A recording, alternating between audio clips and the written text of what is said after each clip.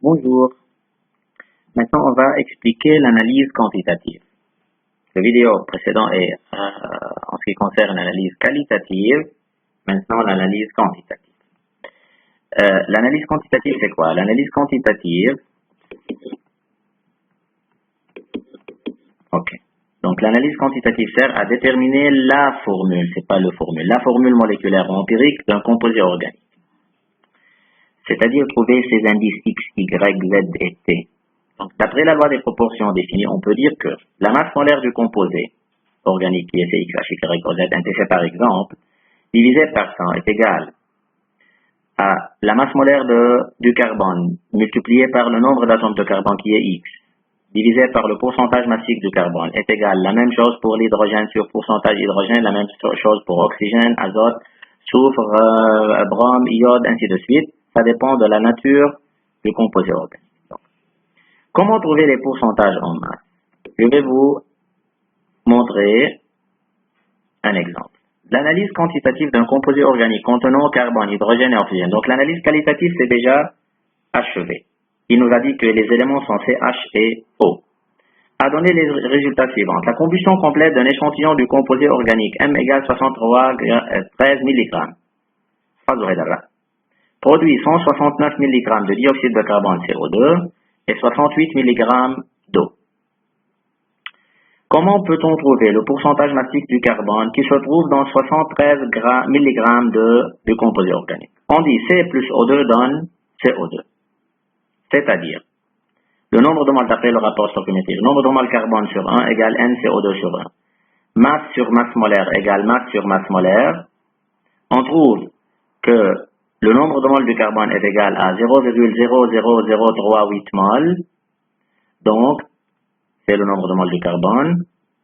Après, un nombre de moles du carbone multiplié par la masse molaire du carbone, on obtient la masse du carbone qui est égale à 46,1 mg.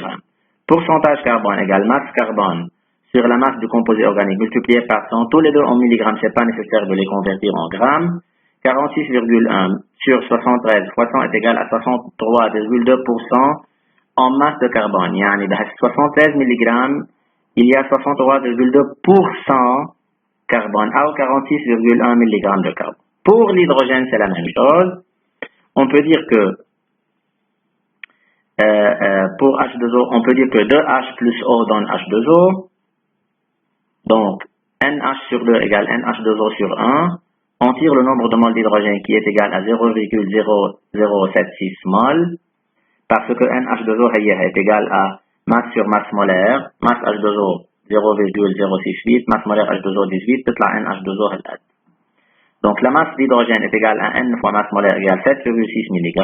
Pourcentage hydrogène, c'est la masse d'hydrogène sur la masse du composé fois 100, on obtient 10,4%. Il nous reste l'oxygène. L'oxygène, il n'y a pas une méthode pour trouver le pourcentage massique que 100 moins les pourcentages des autres éléments qui est égal à 26,4%. C'est par cet exemple, on peut trouver les pourcentages en masse du carbone, d'hydrogène et d'oxygène. Après, pour trouver X, Y et Z, il faut savoir la masse molaire du composé organique.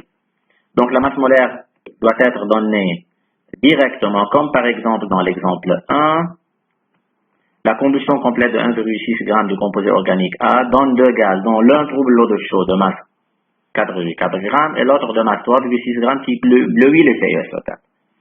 Donc, identifier les deux gaz, A et B, les deux gaz de la combustion de A, écrire les équations des réactions, déduire les deux éléments identifiés, calculer le pourcentage en masse de chaque élément, puis déterminer la formule moléculaire, sachant que sa masse molaire, regardez, M égale 16 g par mol. Ici, j'ai donné les réponses pour savoir si vous travaillez correctement. Donc, on verra la solution de cet exercice, de cet exemple, la prochaine fois et à bientôt.